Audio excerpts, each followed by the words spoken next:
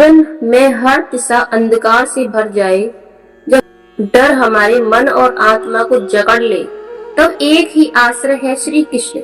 क्योंकि जिसने कृष्ण को दिल में बसा लिया वह फिर किसी भय का शिकार नहीं होता। यह कहानी है एक युवक की जो डर, हानि और पीड़ा से घिरा हुआ था।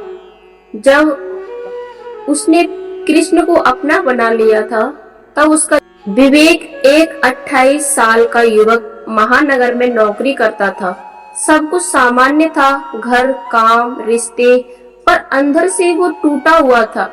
ऑफिस में रोज टारगेट का तनाव, घर में माता पिता की बीमारी, प्रेम में धोखा, भविष्य की चिंता, असफलता का डर। हर रात विवेक बिस्तर पर लेटता, आंखें बंद करता, पर नींद नहीं आती। एक ही सवाल उसे खा रहा था, अगर मैं हार गया तो सब कुछ खत्म हो गया तो। एक रात जब विवेक पूरी तरह टूट चुका था, वो घर से निकल पड़ा। रास्ते में एक पुराना मंदिर दिखा, श्री कृष्ण का मंदिर।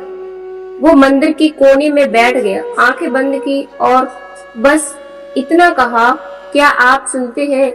अगर है तो एक संकेत दीजिए। अचानक उसके कानों में एक आवाज गूंजी, गीता के शब्दों में, मैं हर उस व्यक्ति के साथ हूँ जो मुझे सच्चे मन से पुकारता है। मैं उसका मार्गदर्शन करता हूँ, उसका हाथ थामता हूँ। विवेक की आंखें नम थीं। उसे लगा जैसे किसी ने सच में उसे थाम लिया हो।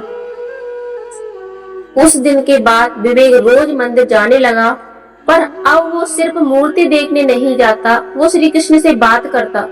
हर सवाल, हर डर, हर सफलता, सब वो कृष्ण के सामने रख देता। धीरे धीरे उसने श्रीमद् भागवत गीता पढ़ने शुरू किए।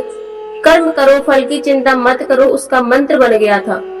मैं तुम्हारा हूँ, यह भावना उसके भीतर गई, बस गई। अब जब कोई समस्या आती, विवेक घबराता नहीं बल्कि कहता, कृष्ण देख रहे हैं, वो जो कहेंगे अच्छा करेंगे। धीरे धीरे उसका जीवन बदलने लगा। ऑफिस में प्रेशर के बीच मन शांत रहता। घर की परेशानियों को वो स्नेह में संभालने लगा। ब्रेकअप की पीड़ा को उसने ईश्वर की योजना मानकर स्वीकार किया। उसका आत्मविश्वास अब कृष्ण पर विश्वास बन चुका था।